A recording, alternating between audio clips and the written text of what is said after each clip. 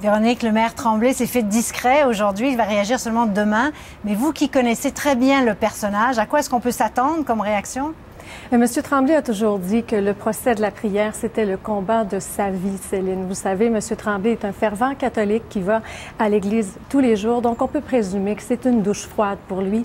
Et ce serait la deuxième douche froide en moins d'un mois, parce que pour la première fois depuis que Monsieur Tremblay est élu, il y a un sondage qui révèle que sa popularité commence à diminuer, justement en raison de son attitude à l'hôtel de ville. Quoi qu'il en soit, Monsieur Tremblay a toujours dit qu'il respecterait à la lettre le jugement de la Cour suprême. Reste à voir sa réaction demain, mais ce sera aussi l'occasion de faire le point sur les coûts de cette défaite judiciaire en centaines de milliers de dollars après 9 ans. Oui, certainement. Alors, on se reparle de tout ça demain. Merci beaucoup, Véronique. Au plaisir.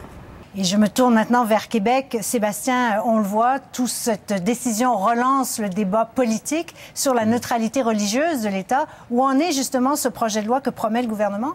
Alors, il laisse toujours entendre le gouvernement qu'il pourrait présenter un projet de loi sur la neutralité religieuse de l'État d'ici le mois de juin, d'ici l'ajournement de l'été. Et probablement que cette décision de la Cour suprême va étoffer sa position. Je vous rappelle l'approche du gouvernement. En attendant, c'est une approche de neutralité religieuse de l'État et pas de laïcité. On est dans les nuances, mais elles sont importantes.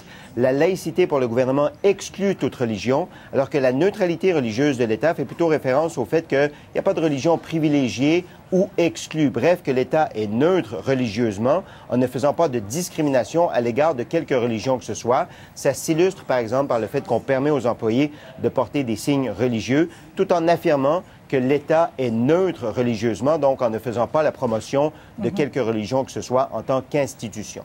Et le fameux crucifix, pas de décision de ce côté-là? Non, c'est une patate chaude, hein? Mais vous savez, les parlementaires se sont prononcés plusieurs fois pour maintenir le crucifix à l'Assemblée nationale parce qu'on le considère comme un symbole du patrimoine, de l'histoire du Québec. Sauf qu'à partir du moment où la Cour suprême dit que l'État ne peut pas faire la promotion de religion, la question va se poser, est-ce que la présence du crucifix dans l'institution démocratique par excellence, c'est-à-dire l'Assemblée nationale, est-ce que cette présence ne fait pas la promotion d'une religion? La Cour suprême ne tranche pas, mais disons que le débat politique est peut-être relancé sur cette question. Oui, peut-être un peu plus calmement que la dernière fois. On l'espère. Merci beaucoup, Sébastien. Au revoir. Et ce jugement rendu par la Cour suprême ne se limitera pas uniquement à la ville de Saguenay. Elle va forcer plusieurs municipalités du pays à revoir une pratique souvent mise en place depuis des décennies. Raphaël Bouvier-Auclair. Il est le premier musulman à avoir été élu maire d'une grande ville au Canada et il ne cache pas sa foi. Naed Nenshi verra s'il apportera des changements à la prière multiconfessionnelle qui ouvre les séances du conseil municipal de Calgary. Mais il répète que c'est un moment qu'il aime beaucoup.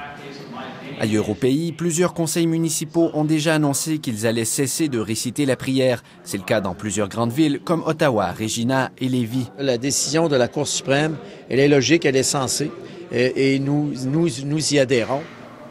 Certains, comme le maire de Dieppe au Nouveau-Brunswick, ont déjà envisagé un compromis. Il demandera à son conseil d'approuver le retrait du mot Dieu de la prière. D'après moi, comme président de l'Assemblée, d'avoir un moment où on met tout le monde à l'ordre et en même temps aussi, ces quelques mots définissent un peu notre mission comme conseil municipal.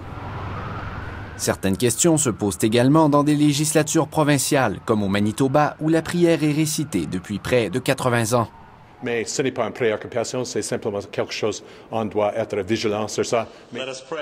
L'importance de la neutralité de l'État citée par les juges de la Cour suprême donne en tout cas de l'espoir à certains militants qui réclament un moment de silence plutôt qu'une prière quand débutent des sessions législatives.